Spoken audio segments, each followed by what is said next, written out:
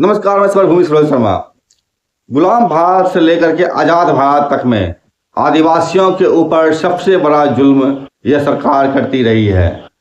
यह सरकार अंग्रेजों की हो या भारत की काले अंग्रेजों की, कांग्रेस की हो या बीजेपी की, नरसंहार आदिवासियों के साथ लगातार होता रहा है। बिरसा मुंडा को कौन नहीं जानता, सिद्धू कानू आंदोलन को कौन नहीं जानता, तिलका मांझी की हत्या को कौन नहीं जानता।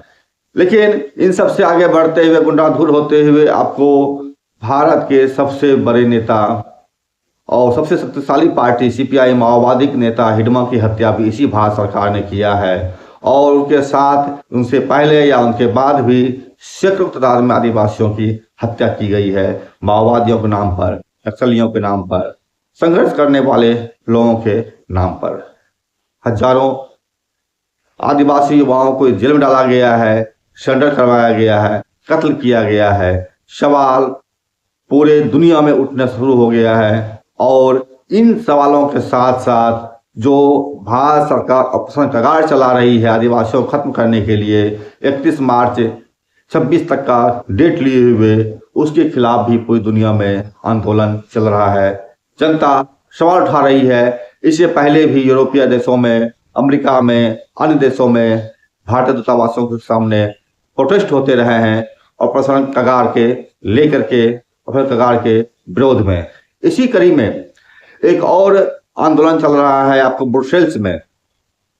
बेल्जियम की राजधानी ब्रुसेल्स में भी इस तरह का आंदोलन चल रहा है। और वहां पर ऑपरेशन कगार जो आदिवासियों के नरसंहार के लिए किया जा रहा है, उसके खिलाफ 27 जनवरी को प्रतिरोध मार्च किया जा रहा है बेल्जियम की संसद के सामने और बेल्जियम में स्थित भारतीय दूतावास के सामने। 27 जनवरी के एक दिन पहले ही भारत में 26 जनवरी होता है, यानी गणतंत्र दिवस की उत्सव मनाया जाता है।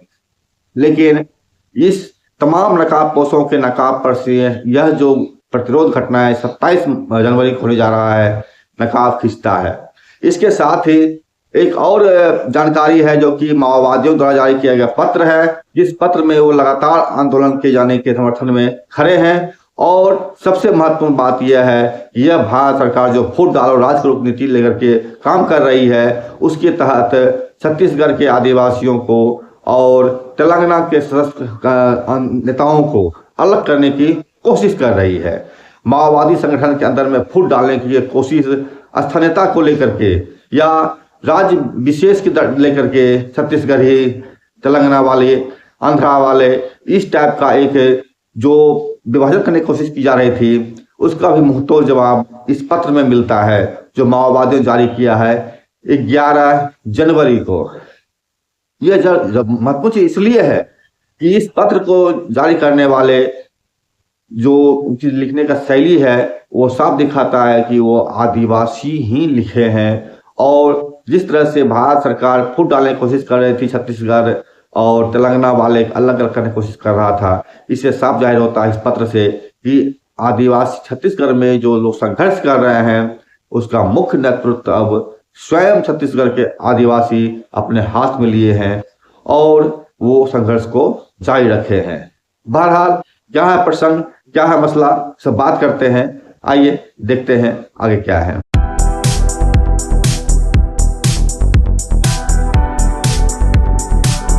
कम्युनिस्ट अंतर्राष्ट्रीयतावादी होते हैं और इसीलिए कम्युनिस्टों का कर्तव्य होता है कि वो दुनिया के जिस हिस्से में भी हो और दुनिया के जिस हिस्से में भी संघर्ष चल रहा हो, उस समर्थन में वो उठ खड़े होते हैं। यही कारण है कि भारत सरकार जब हम आदिवासियों की हत्या करने के लिए नरसंहार कर रही है ऑपरेशन कगार के नाम पर, इसके खिलाफ इससे पहले भी इस्तांबुल में, तुर्की की राजधानी में, भारतीय दूतावास के सामने प्रोटेस्ट हुआ था। और अब एक बार फिर यूरोपीय देश जो बेल्जियम है, उसकी राजधानी ब्रुसेल्स में एक बार फिर से 27 जनवरी को प्रोटेस्ट होने जा रहा है भारतीय दूतावास के सामने और ब्रुसेल्स की जो संसद है उसके सामने। जो वहां से खबर निकल गया, जो पोस्टर आप देख पा रहे हैं, वो है ऑपरेशन कगार बंद करो, आदिवासियों का नरसंहार बंद करो। और यह तिथि दिया गया है मंगलवार 27 जनवरी ब्रुसेल्स में यूरोपीय संसद के सामने सुबह 10 बजे से धरना प्रदर्शन ब्रुसेल्स में भारतीय दूतावास के सामने दोपहर 2 बजे धरना प्रदर्शन। यानी एक ही दिन 2 जगह धरना प्रदर्शन का आयोजन किया गया है। 10 बजे से बेल्जियम की राजधानी ब्रुसेल्स के संसद के सामने होगा और यह प्रदर्शन जो है दोपहर 2 बजे के बाद भारतीय दूतावास के सामने होगा। मांग एकमात्र यही है, ऑपरेशन कगार बंद करो, आदिवासियों का नरसंहार बंद करो। इस जो कार्यक्रम का आयोजित किया गया है उसके जो करने वाले हैं उसका नाम है ऑपरेशन कगार के खिलाफ अंतर्राष्ट्रीय आपातकालीन अभियान। ये संगठन है जिस संगठन के तहत जो है ये प्रोटेस्ट चलाया जा रहा है। और कहना ना होगा जिस तरह से पूरी दुनिया में भारत में जो संघर्ष चल रहे माओवादियों के नेतृत्व में उसका नरसंहार जिस तरह सरकार कर रही है, उन्मूलन करने की जो कोशिश कर रही है, उसके खिलाफ प्रतिरोध की आवाज हर जगह उठ रही है। इसी सिलसिले में आप जो भारत सरकार लगातार नारा लगा रही है कि माओवादी भारत से खत्म हो जाएंगे, खत्म हो गए, सशस्त्र माओवादी खत्म हो गए, यह भी अब कहना शुरू कर दिया है। लेकिन इन तमाम चीजों के बीच जो नई परिस्थिति आई है वो यही आई है, माओवादी आज भी अपने जगह पर टिके हुए हैं और लड़ रहे हैं। रणनीति जरूर बदले हैं, अपने लड़ने का तरीका बदले होंगे, बदलना भी चाहिए क्योंकि बदलती हुई परिस्थिति के हिसाब से सीखना ही सर्वश्रेष्ठ होता है। लेकिन यह संघर्ष कहीं से भी स्थिर नहीं हुआ है। भारत की सरकार जो लगातार आदिवासियों का नरसंहार कर रही है उसको या तो समर्पण करवा रही है या उनकी हत्या कर रही है या फिर उनको जेल भेज रहा है या फिर दुष्प्रचार फैला रही है। इन तमाम चीजों के बीच में आंदोलन चल रहा है। लेकिन जो लोग आज जेल में हैं या फिर जो लोग मारे जा रहे हैं उनकी बात तो उनका तो नहीं कहूंगा, लेकिन जो लोग समर्पण कर दिए हैं उनके लिए सबसे बड़ा संकट पैदा होने जा रहा है आने वाले दिनों में। अगर माओवादी उपस्थित नहीं बचेगा छत्तीसगढ़ में अगर, तो वहां से मूव ऑन कर जाएंगे। और ऐसा मैंने शुरू में बताया था आपको अपने वीडियो में कि भारत में माओवादियों ने पूरे भारत को 5 हिस्सों में बांटा है, जिसमें कि पूर्व, पश्चिम, उत्तर, दक्षिण और मिडिल, ये रीजनल ब्यूरो है। और हर रीजनल ब्यूरो के साथ उसका एक सलाइमान गुल्ला क्षेत्र के तहत बनाया जाता है। अगर माओवादी छत्तीसगढ़ में ज्यादा खतरनाक स्थिति मौजूद होगी, अगर सरकार उत्पन्न करेगी उनके लिए अधिक खतरनाक परिस्थिति अगर, तो वो वहां से मूव ऑन कर सकते हैं। हालांकि कई घटनाएं दिखा रही थी कि माओवादी मूव ऑन करने की कोशिश कर रहे हैं, लेकिन अगर वो मूव ऑन कर लेते हैं वहां से हैं, अगर वो माओवादी छत्तीसगढ़ से या दंडकारण्य से मूव ऑन करके अन्य गुर्जर क्षेत्र चले जाते अगर हैं, तो 2 स्थिति पैदा हो जाएगी। पहली स्थिति पैदा ये हो जाएगी कि छत्तीसगढ़ से उनकी मुख्य ताकत हट करके चली जाएगी दूसरे क्षेत्र में। जिस क्षेत्र में वो जाएंगे वहाँ पर संघर्ष धीरे धीरे शुरू हो जाएगा और छत्तीसगढ़ में आंदोलन थोड़ा कमजोर पड़ेगा, थोड़ा रुकेगा। इसका परिणाम ये निकलेगा कि जो लोग आज सरेंडर कर दिए हैं, चाहे वो वेणुगोपाल राव हों या रुपेश हों या कोई भी तंत्र हो जो उनके साथ में रहे हैं, अगर माओवादी छत्तीसगढ़ से निकल करके मूव ऑन करके दूसरे गुला क्षेत्र चले गए अगर, तो छत्तीसगढ़ में जो मूवमेंट कमजोर पड़ेगा। और जैसा दावा कर रही है भारत सरकार कि छत्तीसगढ़ से माओवादी समाप्त कर देंगे, कि माओवादी नई गुला क्षेत्र में डेवलप करेंगे नई जमीन को, और छत्तीसगढ़ में जो कमजोर स्थिति पड़ेगा उस स्थिति को लेकर के जो लोग सरेंडर कर दिए हैं उनकी एक एक करके कत्ल होना शुरू हो जाएगा। आज जिस तरीके से असफल करने वालों को लाल कालीन बिछाया जा रहा है, उसके लिए नए नए नौकरी या पैसा दे करके उसको सरेंडर करवाने की कोशिश की जा रही है या उनकी सेवाएं की जा रही है। एक आंकड़ा, पुष्ट आंकड़े के हिसाब से लगभग 36,000 करोड़ रुपया छत्तीसगढ़ में आदिवासियों को खत्म करने के लिए भारत सरकार ने खर्च किया है। इतनी बड़ी धनराशि, सवाल उठता है कि अगर इतनी बड़ी धनराशि खर्च करने के बाद छत्तीसगढ़ से माओवादी या तो मूव ऑन कर जाते हैं या खत्म हो जाती है, सरकार कहती है, उस स्थिति में जो लोग सरेंडर कर दिए हैं उनका स्थिति, उनका जीवन अत्यंत ही दयनीय होगा। या तो उनकी हत्याएं की जाएगी या फिर उनको सरेआम गोलियां मारी जाएगी या फिर उनको बर्बाद कर दिया जाएगा। इसका सबसे बड़ा उदाहरण बिहार में है। बिहार से माओवादी मूव ऑन कर गए हैं। यहाँ पर जब से बिहार से माओवादी मूव ऑन किए हैं, जो भी वहां बच्चे खुचे माओवादी थे वो सभी यहां चले गए या फिर मारे गए। और जो माओवादियों के बीच से सरेंडर कर दिए हैं और कभी भी किसी तरह का संघर्ष में शामिल नहीं हुए उसके बाद से। इसमें बेगूसराय के दयानंद मालाकार का नाम प्रमुखता से आप देख सकते हैं किस तरह से उसके घर में घुसकर पुलिस ने गोलियों से भून डाला है। मैंने पिछले रिपोर्ट में बताया था आपको किस तरह से बेगूसराय के अंदर जाकर के एक अकेला आदमी को पकड़ने के लिए एक नाटकीय अंदाज में एक अभिनय करते हुए फिल्मी स्टाइल में 350 पुलिस ने घेर करके उस अकेला आदमी का हत्या किया था, क्योंकि वो सरेंडर कर दिया था। जिन लोगों ने सरेंडर नहीं किया वो लोग आज भी जीवित है, आज भी रह रहे हैं, लेकिन जिन्होंने सरेंडर कर दिया है उनको पुलिस ने ढूंढ करके मार डाला। ढूंढ करके क्यों कहे, घर में घुस करके मार डाला। घर में घुसकर हमला करने की में महारत हासिल करने वाली यह भारत सरकार, जो कि मुंह से जरूर बोलती है घर में घुसकर हमला करेंगे, पाकिस्तानियों को मारेंगे, बांग्लादेशियों को मारेंगे, चाइनीज के घर में घुस के मारेंगे, वहां जाने की तो इसकी हिम्मत नहीं हुई। अपने ही देश के नागरिक जो लड़ रहे थे कल तक, फिर सरेंडर कर दिए, उनकी सीधे सीधे कत्ल कर दिया। दयानंद मालाकार का उदाहरण सामने है और यही चीज जो बिहार में हुई है वही चीज छत्तीसगढ़ में होगा। अगर माओवादी मूव ऑन कर गए या फिर माओवादी खत्म हो गए छत्तीसगढ़ से, तो वहां पर जो लोग सरेंडर कर दिए हैं, वेणुगोपाल राव और उनके जैसे गैंग के लोग, 300-350 लोग, उनका भविष्य इसी तरीके से दयानंद मालाकार बनने के लिए विषप्त हो जाएंगे। बहरहाल आदिवासियों की तरफ से जो माओवादियों की ओर से जो पत्र भेजा गया है, जो कि अब सीधे सीधे अब माओवादियों के नेतृत्व में छत्तीसगढ़ में जो है वो आदिवासी ही मौजूद है, क्योंकि बड़े शीर्ष लीडरों की मोदी सरकार ने हत्या करवा दी। चाहे वो मोडेम बालकृष्ण हो या चलपति हो या फिर आप कट्टा राजू हो, ये सभी लोगों की हत्याएं कर दी गई है। तो ऐसे में जो लोग हैं छत्तीसगढ़ में वो मूलतः आदिवासी हैं, इसलिए अब ये कहना बिल्कुल ही बेवकूफ़ी वाली बात होगी कि आदिवासी को भड़का रहा है तेलंगाना वाले, बिहार वाले या अन्य वाले। इसी कड़ी में हम एक पत्रकार से मेरी बात हो रही थी, छत्तीसगढ़ के पत्रकार से। उनका कहना था या हमारे कमेंट में भी कई लोग बोलते हैं कि शहर में माओवादी जो समर्थन कर रहे हैं माओवादियों का, वह जंगल क्यों नहीं आते, छत्तीसगढ़ क्यों नहीं आते, बाहर से हल्ला क्यों कर रहे हैं, बाहर शोषण करते हैं, हथियार उठाए। सवाल है कि जो लोग हथियार उठाने गए हैं छत्तीसगढ़ में वह लोग भी शहर से ही गए हैं।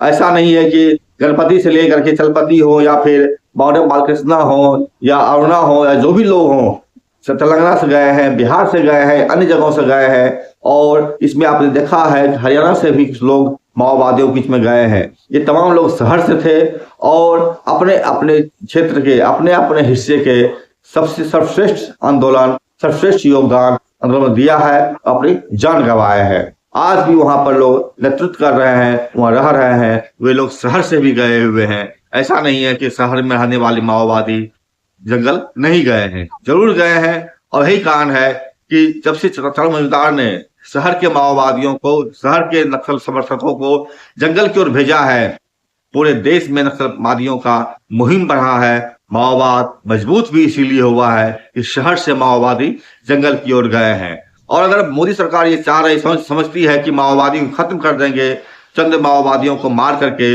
इस पर गणपति का एक बयान जो मैंने पिछले वीडियो में बताया था आपको, उन्होंने जब श्याम मुरली महेश की हत्या हुई थी उस दौरान उन्होंने कहा था कि कम से कम 40 लाख लोगों की मौतें होगी। भारत सरकार की सेना जो इंडियन आर्मी है उनसे साथ ही अंत में मुठभेड़ करना होगा। लेकिन अब जो परिस्थिति बदल रही है उससे एक चीज और साफ रहा, 40 लाख नहीं बल्कि 30 करोड़ से अधिक लोगों की हत्याएं होगी भारत में, अगर भारत में माओवादियों के अनुरूप सरकार बनना संभव हुआ तो। क्योंकि यहाँ पर दो विचारधाराएं सीधी टकरा रही है, एक मनुस्मृति वाली आरएसएस, दूसरी कम्युनिस्ट घोषणा पत्र वाली सीपीआई माओवादी। इन दोनों के बीच सीधी टक्कर चल रही है और सीधी टक्कर में जो जीतेगा समाज उसी दिशा की ओर बढ़ता चला जाएगा। माओवादी जहां पर लोगों के शिक्षा, स्वास्थ्य, उनके जीविका के लिए, आवास के लिए संघर्ष कर रहे हैं, गारंटी देने के लिए, और उसी तरफ इन तमाम चीजों को छीनने के लिए आरएसएस लड़ रही है और इन दोनों के बीच में समन्वय करने की जो कोशिश करने वाली कांग्रेस थी वो कहीं न कहीं आज असफल में चली गई है या फिर हाशिए पर अटक गई है। ऐसे में दो लोगों के बीच में संघर्ष जो सीधी टकराव से चल रहा है, इसमें करोड़ों लोगों की मौतें होना अनिवार्य है। जबकि आपको याद होगा बिरसा मुंडा और सिद्धू कानू वह कभी भी कम्युनिस्ट घोषणा पत्र के हिसाब से संघर्ष नहीं कर रहे थे। वो महज अपनी बात रख रहे थे, अपने अधिकार की बात कर रहे थे, लेकिन उनमें भी बीसियों हजार लोगों की हत्याएं हुई है। बिरसा मुंडा के दौर में 27,000 आदिवासियों की नरसंहार अंग्रेजों सरकार ने किया था। इसके बाद सिद्धू कानू की लड़ाई में भी लगभग 20,000 से अधिक आदिवासियों की हत्याएं हुई थी, जबकि वहां माओवादी भी नहीं थे। इसके बाद के चरणों में जलियांवाला बाग की बात करने वाले लोग जो हैं, आजाद भारत के दौर में जलियांवाला बाग से भी भयंकर नरसंहार आदिवासियों का हुआ था, जिस पर आज चुप्पी साध ली जाती है। अरवल में भी जो बिहार में पड़ता है, जहानाबाद जिले के अब नया जिला बन चुका है, वहां भी जलियांवाला बाग की तरह ही एक सभा को घेर करके गोलियों से भून दिया गया था और दर्जनों लोगों की नृशंस हत्याएं इस सरकार ने आजाद भारत में किया था। लेकिन इन तमाम नरसंहारों के बाद जो नई परिस्थिति पैदा हुई वह ये कि आदिवासी और मजबूत हो गए, माओवादियों के साथ और घनिष्ठता के साथ जुड़ गए, आंदोलन बड़े पैमाने पर फैला और इसी सिलसिला यही कारण है कि माओवादियों ने जो पत्र जारी किया है 11 जनवरी को, जिसको आपने कहीं सुना भी होगा, कई जगह से आया भी है, उसमें साफ साफ तौर पर दिखाया जा रहा है कितनी मजबूती से, कितनी गहरी राजनीतिक समझ के साथ आदिवासी लड़ रहे हैं, अपने संघर्ष को नेतृत्व दे रहे हैं। आइए देखते हैं उस पत्र में वो सीधे तौर पर किस तरह से अपनी बात को रखते हैं। 11 जनवरी 26 को सीपीआई माओवादी की दक्षिण बस्तर डिविजनल कमेटी की तरफ से जो पत्र जारी किया गया है, प्रेस विज्ञप्ति, वो विज्ञप्ति जारी हालांकि गंगा तरफ से जारी किया गया है, जो कि दक्षिण बस्तर डिविजनल कमेटी के प्रवक्ता हैं, लेकिन इसमें जो भाषाएं हैं वो भाषाएं में काफी अलग है, जिस कारण कि आप समझ सकते हैं कि ये जो पत्र तैयार किया गया है, इस पत्र को तैयार करने वाले लोग निश्चित तौर पर राजनीतिक चेतना के उच्च स्तर पर तो जरूर हैं, लेकिन उनके लिखने की शैली बहुत ही कमजोर है। और इस पत्र ने यह दर्शाता है कि आदिवासी कितनी अच्छी तरह से राजनीतिक चेतना से लैस हैं और वो क्यों लड़ रहे हैं, इस सवाल को मजबूती से वो समझते हैं। इस पत्र के साथ एक और चीज है, वो ये कि इस पत्र को तैयार करने वाले लोग जो हैं वो विशुद्ध आदिवासी हैं, स्थानीय लोग हैं, और इस पत्र को जो तैयार किए हैं निश्चित तौर पर वो उसका अध्ययन जो है पार्टी ने ही कराया है, लिखने का तरीका उनको पार्टी ने ही सिखाया है। काफी कई जगह पर शब्दों का अंतर है, यही दिखाता है कि ये तैयार करने वाले पत्र जो हैं उस तरीके से जो तैयार पहले होता था उस तरह से तैयार नहीं है। यह एक हत्या हुई थी जिस भारत सरकार ने किया था 12 आदिवासियों माओवादियों का, उनको लेकर के सवाल उठाते हुए ये पत्र जारी किए गए हैं दक्षिण बस्तर डिविजनल कमेटी की तरफ से। इसके पहले उत्तर बस्तर डिविजनल कमेटी जो था उसके तहत आपको रुपेश या फिर वेणुगोपाल राव ने सरेंडर किया है और पूरी पार्टी को वहां से उखाड़ फेंकने में सफलता हासिल की है। हालांकि पार्टी वहां भी आज भी है और संघर्ष वहां आज भी जारी है, ऐसी सूचना आती रहती है।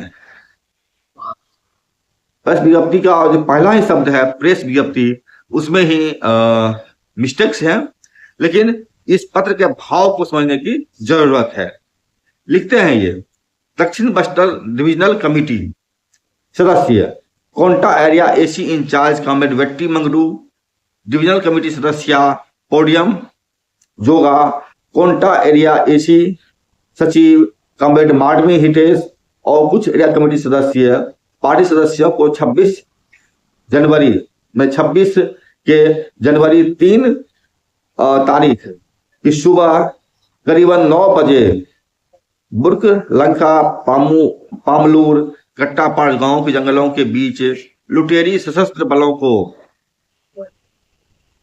खुफिया सूचना मिलने के बाद सीआरपीएफ, कोबरा, डीआरजी गुंडों और अन्य सुरक्षा बलों ने हमला किया। इस हमले में हमारे 12 जनसाथी शहीद हुए।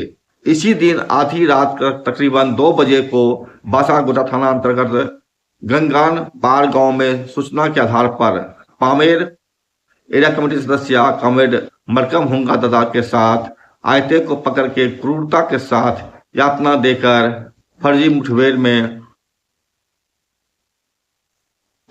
करके हत्या किए हैं। जिला पुलिस अधिकारियों ने कहा, नक्सली और सुरक्षा बलों के साथ मुठभेड़ में 2 नक्सली ढेर का दावा किया गया है, लेकिन इस घटना को दक्षिण बस्तर डिविजनल कमेटी कई शब्दों में निंदा करती है और कहती है यह फर्जी मुठभेड़ है। इन कॉमरेडों का अनमोल प्राण को न्यौछावर करके क्रांतिकारी स्फूर्ति को ऊंचा उठाकर सैद्धांतिक मजबूती को दिखाकर शहीद हुए 14 जन कॉमरेडों को दक्षिण बस्तर डिविजनल कमेटी सिर झुकाकर विनम्रता के साथ श्रद्धांजलि अर्पित कर रही है। लोगों की हत्या क्यों कर रही है? आदिवासी इस सवाल पर मजबूती से अपनी बात को रख रहे हैं। इस पत्र को 11 तारीख को जारी किया गया था और इसको आप कई जगह पढ़ भी चुके हैं, सुन भी चुके होंगे, इसलिए उसकी विस्तार में जानने की जरूरत नहीं है। लेकिन इसमें जो राजनीतिक तौर पर चीज़ों को रखे हैं वो जानना बहुत ज़रूरी है। वह अपने पत्र में लिखते हैं, प्यारी जनता, आज देश भर में आरएसएस भाजपा मनवादी सरकार फांसीवादी नीतियों को लागू कर रहे हैं। हमेशा हत्या करके जनता के बीच शहादत पहुंचा रही है। फांसीवादी मोदी सरकार कॉरपोरेट कंपनियों को फ़ायदा के लिए इन हत्याओं को करवा रही है। इस बात को आदिवासी मजबूती समझ रहे हैं और यही कारण है कि आदिवासियों का नौजवान की तरफ से वायरल किया हुआ वीडियो कि अगर सरकार अपने रवैये में सुधार नहीं लाती है तो हथियार उठाने में मुझे 2 मिनट नहीं लगेगा। हथियार उठाएंगे, हिडमा बनेंगे, माओवादियों को फिर से स्थापित करेंगे। ये वीडियो भी आप देख लीजिए। बस्तर में जहां पर अभी माडवी हिडमा और उनकी पत्नी राजे को मारा गया है, वहां पर पिछले 3 सालों में 90 गांवों को रिलोकेट करने की फाइल खुल चुकी है। आप सभी लोगों को बताया जा रहा है कि वहां के लोग नक्सल से परेशान होकर गांव खाली कर रहे हैं, बल्कि ऐसा कुछ भी नहीं है। सरकारें उन्हें खाली करवा रही हैं क्योंकि वहां पर माइनिंग होनी थी। अभी 40 से भी ज्यादा में SICL मतलब कि साउथ ईस्टर्न कोल फील्ड लिमिटेड और NMDC मतलब कि नेशनल मिनरल डेवलपमेंट कॉर्पोरेशन जैसी सरकारी सहायक कंपनियां वहां पर लैंड बैंक बन चुकी हैं। बस्तर को मिलाकर छत्तीसगढ़, झारखंड, उड़ीसा, आंध्र प्रदेश, तेलंगाना, महाराष्ट्र ये ऐसे क्षेत्र हैं जहां पर नक्सलवादियों का कब्जा है और यहीं पर भारी मात्रा में खनिज संपदा पाई जाती है। नक्सलियों की वजह से बड़े बड़े पूंजीपति वहां तक नहीं पहुंच पाते हैं, इसीलिए अजीब अजीब बातें बनाई जाती हैं कि नक्सली आदिवासियों का दमन करते हैं और ये बात सत्य है। कई बार दमन करते हैं, जैसे लेवी वसूलते हैं, आदिवासियों के बच्चों को जबरन नक्सल भर्ती कराते हैं और कई बार अपने राइवल्स को हटाने के लिए आदिवासियों की हत्या भी करते हैं। लेकिन एक बार वहाँ की पुलिस का भी दमन देख लो। 2024 और 25 में हुए ऑपरेशन कागर जैसे अभियानों में 200 प्लस निर्दोष आदिवासियों को मार दिया गया नक्सली समझकर। और अभी जल्द ही बीजापुर के एक निर्दोष रसोइये महेश कुडियाम को मार दिया गया इनामी नक्सली बताकर। मारे गए 7 में से जो एक महेश कुडियाम, जिसे पुलिस 1 लाख का इनामी और इंद्रावती एरिया के पार्टी सदस्य बता रहे हैं, वो दरअसल इस गांव, इस स्कूल का रसोइया हुआ करता था। जिसने उसे यहाँ से जिंदा पकड़ा। जिंदा पकड़ने का भी आरोप गांव वाले लगा रहे हैं। बता रहे हैं भैंस धोने ले गया था और फिर जब इनको पता चला 2 दिन तक वापस नहीं लौटा और गए तो उसकी लाश लेकर लौटे। और अंत में मैं बस इतना ही कहूंगा, तुम जितने निर्दोषों को मारोगे उतने ही नक्सल बढ़ते जाएंगे, क्योंकि ये काम करने के पीछे की आपकी नीयत गलत है। मैं कार्ल मार्क्स की विचारधारा का समर्थन करता हूं, जिन्होंने हमें राजनीति करनी सिखाई, और चाइना के तानाशाह माओ जेडोंग से आई नक्सल विचारधारा का समर्थन बिल्कुल भी नहीं करता हूं। और कम्युनिस्ट मैनिफेस्टो भी यही कहता है कि ये लड़ाई केवल बंदूक की नहीं बल्कि न्याय और संसाधनों की है। अगर सरकार सच में नक्सलवाद खत्म करना चाहती है तो पीसा एक्ट और फॉरेस्ट राइट्स एक्ट 2006 पूरी तरह से लागू करे और बिना ग्राम सभा की सहमति के कोई प्रोजेक्ट न लाए, और सरकार भी डायरेक्ट जंगल संपत्ति कॉर्पोरेट्स को न सौंपे और आदिवासियों को जंगल जमीन का हक दिलाया जाए। वैसे भी ये कोई भीख नहीं मांग रहे हैं, ये मूल निवासी है भारत के, इनका हक बनता है इस पर। वरना आपकी 2016, 2022 और 2024 में कई बार नक्सलवाद को खत्म करने की डेडलाइन आई है और चली गई। सेवा जोहार साथियों, पिछले विगत दिनों से छत्तीसगढ़ से एक वीडियो वायरल हो रही थी। आप सभी ने सोशल मीडिया के माध्यम से देखा कि जो सरगुजा कोयला खदान है वहां पे गांव वाले और पुलिस वालों के बीच जो झड़प हुई थी, जो पत्थरबाजी हुई थी, उसका वीडियो जो है काफी वायरल हुआ था, आप सभी ने देखा। इसके बाद एक और वीडियो वायरल हुआ था छत्तीसगढ़ से, जहां पे मीडिया ने जो है वहां के डिप्टी सीएम से एक सवाल किया था कि मंत्री साहब, जो सरगुजा कोयला खदान है वहां पे गांव वाले विरोध कर रहे हैं, इस पे आपका क्या कहना है? तो डिप्टी सीएम ने जो जवाब दिया आप सभी ने सुना सोशल मीडिया के माध्यम से।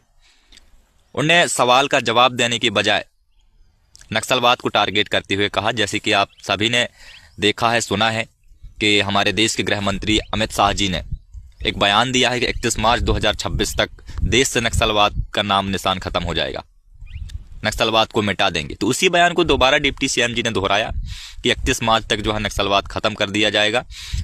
ये जवाब कोई गलत नहीं है साथियों, हमें लग रहा है कि उन्होंने सवाल का जवाब नहीं दिया, लेकिन यही असली सच्चाई है और सवाल का जवाब है।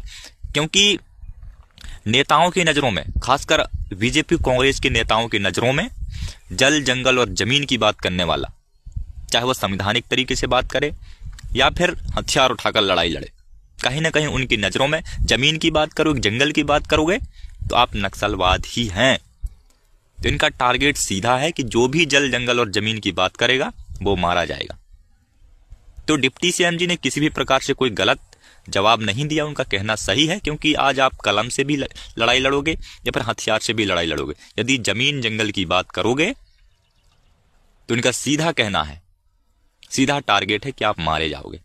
अगर जबरदस्ती किए ना साहब, जो कर रहे हैं ना हमारे नक्सली दादा लोग, समर्पण, ये पूरा जनता दिख रहा है। अगर ये पहाड़ी के लिए आप लोग जबरदस्ती किए, मैं एक खुले मंच में बोल रहा हूँ, वो तलवार उठाने के लिए एक दिन नहीं लगेगा, ये बता दिया। और वो बंदूक जो रखे हैं ना उन लोग, वो बंदूक उठाने के लिए हम लोग को एक दिन नहीं लगेगा, मैं ये बता दे रहा हूँ। हमारे दादा लोग जो समर्पण किए हैं वो बस नाम के लिए किए हैं, मैं बता दे रहा हूँ। आप जो करना कर लीजिए, हाँ ये बता दे रहा हूँ। मैं अभी ITI क्लास किया हूँ, आप अगर जो करना कर दीजिए, मुझे जेल ले जाना ले जाइए, गलत शब्द बोल रहा हूँ, ठीक है, ये हकीकत बता रहा हूँ। अगर ये NMDC 4 नंबर डिपॉजिट और अगर जबरदस्ती खुला ना साहब, आसम वाला या फिर नेपाल वाला, ये पूरा कहानी हमारे यहाँ स्टार्ट हो जाएगा। ये मैं पूरा ये अकेला बोल रहा हूँ, मत समझिए, पूरा जनता बोल रहा है। खदान के नाम से वे यहाँ के ग्रामीण कोई घुसने नहीं देंगे। अगर हमको खदान के लिए विरोध करना पड़े, फिरमा भी बनना पड़े, तो बनने के लिए तैयार हैं। द्वारा जारी किया गया यह पत्र क्या में लिखते हैं, ये आरएसएस भाजपा मनवादी लोग देश की संपत्ति और प्राकृतिक संसाधनों को विकास के नाम पर कॉरपोरेटरों को सौंप रहे हैं। इसके खिलाफ अनेक आंदोलन उभर रहे हैं। इन आंदोलन को इन मनवादी लोग षड्यंत्र के रूप में भटका रहे हैं और कुचल रहे हैं। धर्मोन्माद, युद्धोन्माद को उकसा रहे हैं, धोखाधड़ी नारा और योजनाओं को लाकर जनता को धोखा दे रहे हैं। उनको कंट्रोल में रखकर बिहार चुनाव में बड़े पैमाने पर धोखा करके चुनाव लिया है। देश के अंदर सभी विपक्षी पार्टियों को खत्म करके बुर्जुआ संसदीय जनवादी व्यवस्था को भी खत्म करने का योजना को पर अमल कर रहे हैं। मजदूर, किसान, नौजवान, छात्र और सभी समाजिक तबकों, अब इस मसले को समझिए। जिस तरीके से उन्होंने अपने पैरा में लिखा है, उसमें साफ तौर पर बिहार में हुए चुनाव में जिस तरह से फांसीवादी मोदी सरकार ने धोखाधड़ी करके चुनाव जीता है, उसको भी साफ तौर पर स्पष्ट किया है। और इसी के साथ वो समझ लीजिए राजनीतिक तौर पर ये लोग कितने मजबूती से चीज़ों को समझ रहे हैं और मुद्दे को अपना रहे हैं। उनकी स्थिति बिहार में जो दलन मलाकार की बेगूसराय में हत्या कर दिया था पुलिस ने, वह स्थिति ना हो जाए, यह भी देखने की बात है। बहुत दिन नहीं बीते हैं, ये जो सशस्त्र माओवादी लड़ रहे हैं वो लड़ते ही रहेंगे, और जो आत्मसमर्पण कर रहे हैं या कर चुके हैं, इनका भविष्य खतरनाक दौर में है। एक बार माओवादी यहाँ से मूव ऑन कर जाए या माओवादी खत्म हो जाए, इन लोगों को मिटाते हुए 2 मिनट का वक्त सरकार को नहीं लगेगा और पूरे काजे बाजे के साथ इन लोगों को खत्म कर दिया जाएगा। यह भी संदेश दयानंद मालाकार की हत्या के साथ भारत की सरकार ने दिया है। क्योंकि माओवादी बिहार में नहीं है, माओवादी बिहार से मूव ऑन करके झारखंड या अन्य हिस्सों में चले गए हैं, तो यहाँ पर जो लोग हैं अब उनकी हत्या करके ही बिजनेस का नया कारोबार खड़ा करने की कोशिश यह मोदी सरकार, यह केंद्र सरकार कर रही है। नमस्कार, मैं रोहित शर्मा। चलिए देखिए, लाइक कीजिए, शेयर कीजिए, हमसे जुड़े रहिए।